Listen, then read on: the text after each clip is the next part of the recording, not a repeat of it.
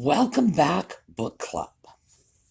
So, today we're going to talk about what we all thought of Timeline, and we're going to talk about where we go from here. So, we are cat free today.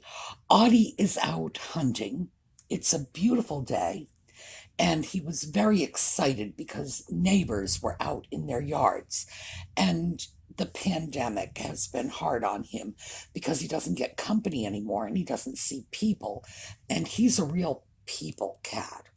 So he is out proving his worth to the neighborhood by getting rid of the mice and voles and other tasty little treats.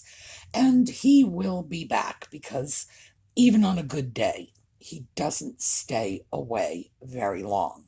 So that's the good news. All right, when we come back, we will finish up on Timeline, talk about where we go from here, and pretty much that part of it is up to you. So when we come back.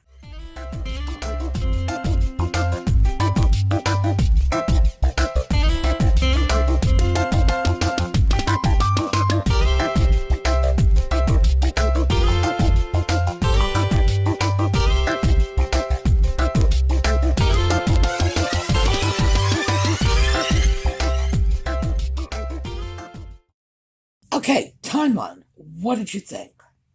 Now, as we all know, Michael Crichton does cautionary tales. When Crichton writes something, well, with the exception of, I guess, the Great Train Robbery, because there is no deeper message about technology gone wild in society in that one, most of his work was about technology gone wild. What happens when we are playing with a technology we don't understand, and in fact, we are like a 2-year-old with a box of matches?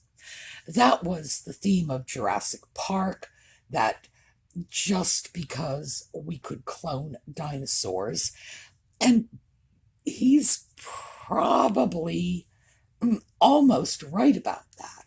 We can probably clone or recreate right now uh, all kinds of things that are gone. We have the technology, but of course we have laws prohibiting the use/abuse of that technology, which saves us from, velociraptors tearing down the streets of Manhattan. But his point was that we don't necessarily know what we are playing with. And of course, that was his point in Timeline, that we have romantic visions of the past, but the reality is not matching up. In reality, these are dangerous places, and sending contemporary people with contemporary knowledge into dangerous situations can result either in great danger to those contemporary people, or they can bring great danger with them from our time into another time. For example, the hand grenade going off. Great. Um, I think the biggest message in terms of cautionary tales with Timeline is the whole mad scientist thing. The technocrat who has developed this cutting edge computer technology doesn't care how it's used, doesn't care what the consequences are, and is just creating havoc because somehow he's going to get money out of this, or perhaps even just the ability to create more havoc. Usually that's what goes on in the mind of a mad scientist.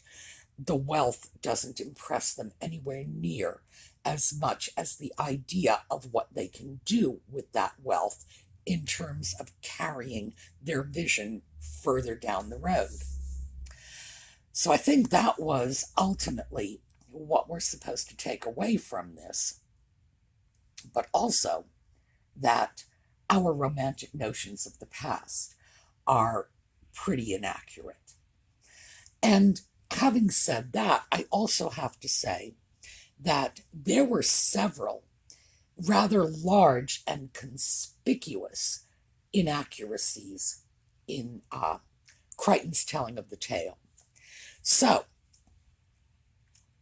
we're just going to kind of throw a Wordy Wednesday in here and talk a little bit about linguistics. Could someone from today go into 14th century England and make themselves understood if they just threw in enough doths and methinkeths? No. Here's why. There was something that happened linguistically in England in the Middle Ages. Now they are saying that it took place between 1400 and 1700. But lo, back in the dawn of time, when Jurassic Park was the reality, and I was studying linguistics, the dates they gave were about 1450 to about 1600. So as you can see, 150 years has doubled. They're saying now it's a 300-year period. And I'll explain that in a minute. We had something called the Great Medieval Vowel Shift. Sometimes it's simply called the Great Vowel Shift. And this is when words that sounded like oot became out, or boat became boot, simply because we changed the way we said our vowels. Now, the reason that the time frame is expanding is because even though England is a teeny tiny little country, and geographically, this is not a big place, certainly not compared to the United States. I think I read somewhere once that you could fit 3 Englands in Texas. I'm not sure if that's true, but it sounds right. Even though, very small country, many different areas that had their own brand of pronunciation, just as we see in America. We hear New York accents, we hear Midwestern accents, we hear Southern accents. Only for them, because the language was still evolving, it was a much sharper contrast. So, if vowels are shifting in London, in sort of the southern part of England, it is going to take longer for that shift to catch on in the northern part of England. And I think this is accountable for that expansion of the time frame of the vowel shift, that perhaps it did occur over the space of about 150 years in England. If you're referring to London, where the seat of power was, but it probably took the same amount of time for that to filter off into the hinterlands. So, could we understand them? No. Even though any reasonably competent person could probably pick up the language of Chaucer in a semester. College kids do it all the time, and frankly, they tend to be a very slow-witted bunch in general, and they're often easily distracted. So could we do it? If your average college kid can learn to read Chaucer in 16 weeks, sure, of course we could. But we would be doing that with the disadvantage of having our own pronunciations in our head. It would be the same language, yes. There would be a lot of different words, but essentially we're talking the same language, but we wouldn't be hearing or speaking it in the same way. I think we would do much better if we went back into the 14th century and confined ourselves to reading and writing. I think our comprehension level would be much better, and our ability to make ourselves understood would be much better. The problem is we have very close to 100% literacy in our country. 14th century England, not so much. So you might be able to get the Clark class, clerk, but they pronounce it Clark, remember the vowel shift, the Clark class to understand you because they could read and write. But walking up to a farmer, no, you couldn't just slip him a note if you couldn't make yourself understood otherwise. So that is an issue. Apparently, in Crichton's novel, people just threw in the appropriate numbers of methinks and, doth and whatever, and suddenly they're understood. No, they would not be. And it is very hard to wrap your head around a different pronunciation for words that you know and have known all your life to be spoken one way. So, I think that was a little problem. 2, I don't think he was anywhere near accurate enough in dealing with what would happen to a small town caught in the middle of a feudal war between rival nobles. For starters, most of the peasantry would be killed or maimed. That just happened. The land would be ravaged. This was a terrible, terrible time. And of course, marauding freelance armies would be coming through, camping again, slaughtering the peasantry. And 14th century also had massive famines, plagues, just the horsemen of the apocalypse were running free in the 14th century. So he definitely cleaned up the times. It was sanitized for modern consumption. Also, why in the world would anyone want to give up our life, the life that we all have as 21st century people? And now, the timeline was written in the 20th century, but very, very late 20th century. I think the book is about 22 or 23 years old. I think it was in the very late 90s that he wrote it. Would we give all that up to go live in the filth and the mire and the war and the plague and the famine? So when Andre Marek decides to stay, that one, well, I don't know. Maybe Marek was just a nut, but sensible people would not make a choice like that. It's not to say there are no problems in our own times, but at the very least, in our own times, we have dentistry. We have notions about nutrition and hygiene, and we don't have the Black Death. I mean, come on. So those were the problems that I had. I'm sure all of you have your own little pet things going through that saying, oh no, that wouldn't be happening. So, source for comments, tell me what you thought of this. And let me also say, if you would like a more realistic view of the 14th century without going to the hardcore history presented by Barbara Tuchman's A Distant Mirror, Umberto Eco's Name of the Rose is also set in this time frame, and that is widely considered to be one of the best novels of the 20th century.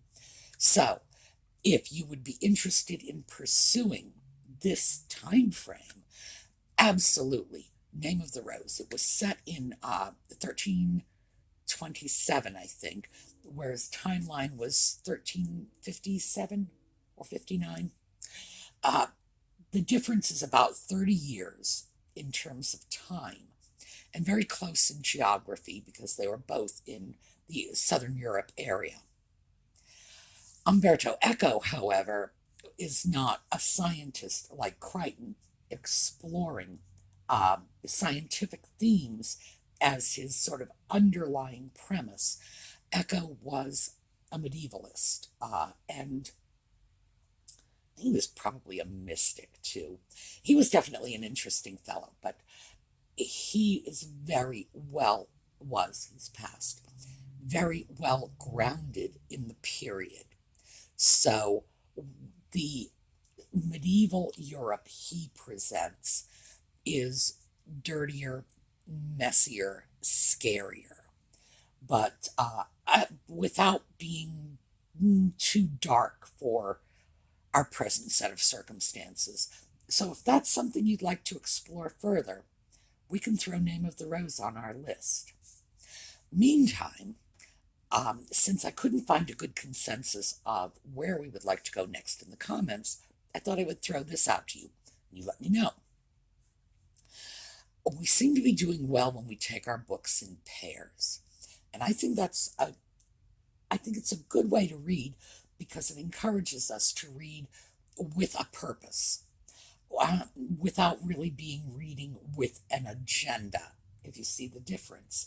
We don't go in with a lot of preconceived notions, but when we read books to compare them, we do have a purpose in mind. We have a little direction in our head. So I thought that another good pair we might like to take a look at would be Harper Lee. Harper Lee wrote one book, and that book is what we know as To Kill a Mockingbird, which is widely considered to be one of the finest works in modern English.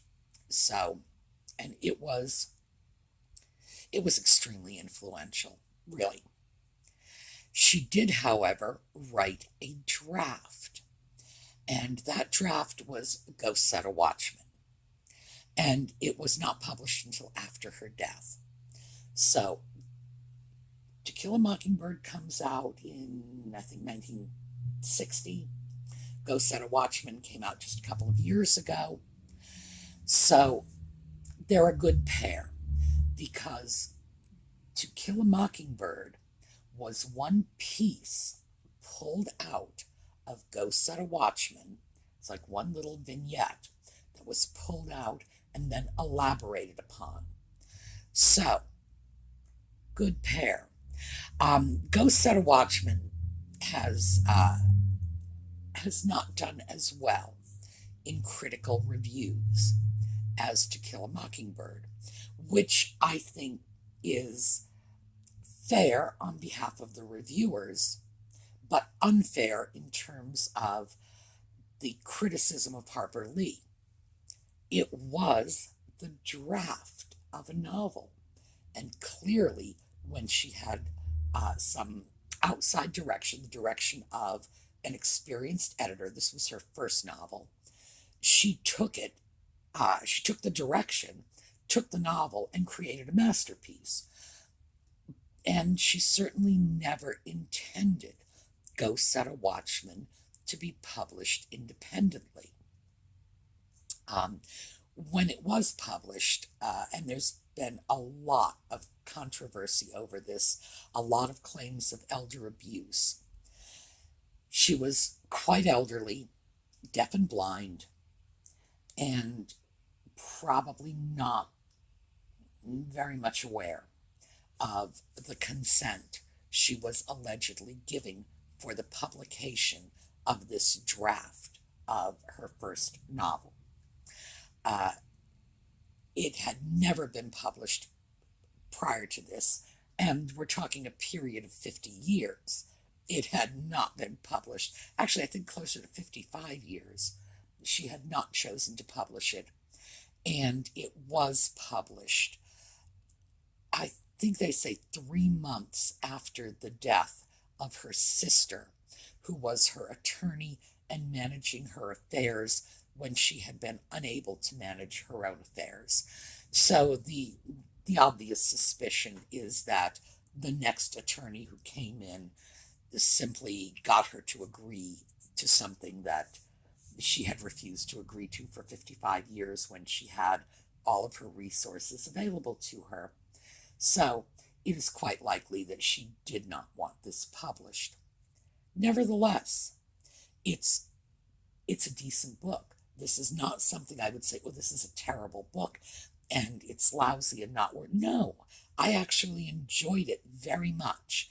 And I'm glad, as a fan of To Kill a Mockingbird, that I had a chance to read Go Set a Watchman, the first draft, and see where she was coming from and where she was going to. And of course, that was all she ever wrote. When To Kill a Mockingbird came out in 1960, that was the end of it. She spent the rest of her life drinking heavily and not writing. So I don't know what any of that means.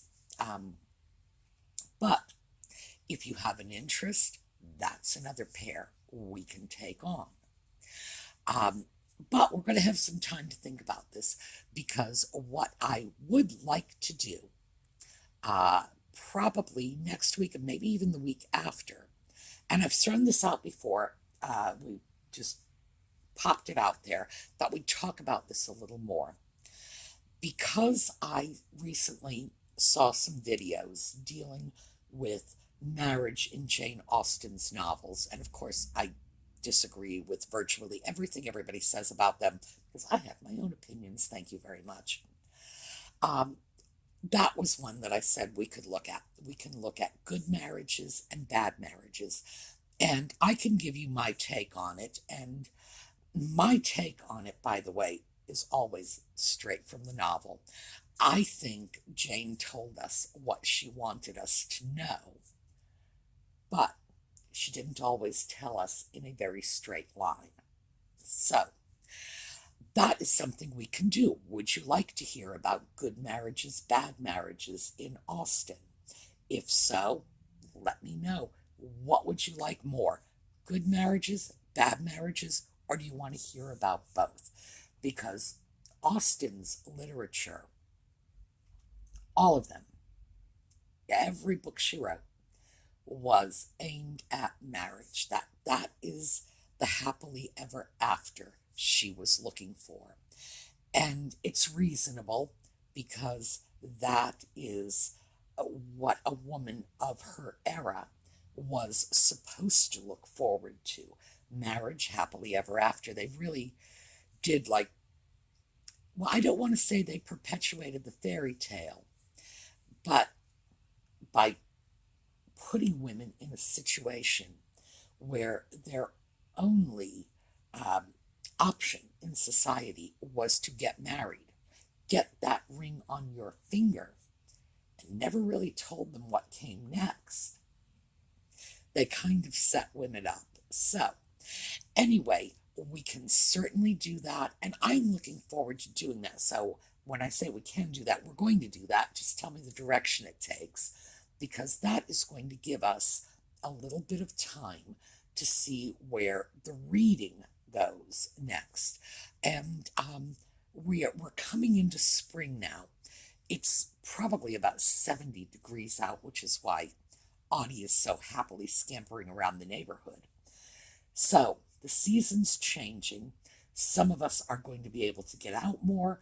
A lot of us are still on lockdown. We are still stuck inside, either because our community ordinances are keeping us in, or because our own health concerns are making it impossible for us to go out into a community that is still experiencing a pandemic. Keep in mind, in the United States, we are a good deal luckier than in other countries where they are being much harder hit. So, thank goodness for, our amber waves of grain and our big open spaces. Sorry about that brief break. Usually I have the good sense to turn my phone off before I start videoing. Not today. Um, what I was saying about the pandemic is that we in the US are a lot luckier because having a very large and spacious country, a lot of us, those of us who are not in congested inner cities at least, are able to get out and about a little more freely. Those of us who are in congested inner cities, from what I understand, it's bad, it's still bad, and it's not getting much better. There are many places overseas that are in rough shape too. So, things are changing for some of us. Good weather, we're getting out more, not changing for all of us. So, we may want to change our reading direction in order to keep current with what's going on. And by that, I don't mean we're just going to run off and read pandemic novels. I'm thinking just where we are all at socially and emotionally. Do we want to make some changes? And that I throw out to you. Let me know in the comments. That's how I'm going to hear the sound of your voice, so to speak. Meantime, also, let me know if there were things in Timeline that irritated you, the way the language issue and the fact that I think the times were sanitized a little too much irritated me. Because I certainly very much dislike this notion that, oh yeah, we can speak ye olde English if we just throw enough, antique words in there and pretend we're all British. No, no. Same language, but because of the great vowel change, we think it differently, we hear it differently, and it would take us a long time to adjust. Also, you go back into the 14th century and you are going to be walking down the street, such as it is, the dirt path, stumbling over people with running sores and amputations and half starved, and that was a bad, bad, bad time. And anyone who romanticizes it, frankly, they're deluding themselves, because the Middle Ages were not great. Just not great. It's romantic to think of, knights in shining armor and Robin Hood and whatever. But would you really want to live there? Personally, I like having a doctor down the street. I like not dying of the common cold or an infection because, I have penicillin, thank you very much. I like having all my teeth in my head because I have a good dentist. No, I wouldn't trade that. Today, well, especially after that interruption, I'd be very happy to get rid of my cell phone. But, no, I'm going to stay here. What do you think? So, let me know. Let me know what you'd be interested in terms of Austen marriages. Let me know if you would like to stick with the 14th century in a highly entertaining but definitely more accurate book, The Name of the Rose, or if we're going to go off and take a look at Harper Lee. So, looking forward to hearing your feedback. Meantime, tomorrow we're going to go right back to our thrifting videos. So, have a great day, and I'll see y'all tomorrow.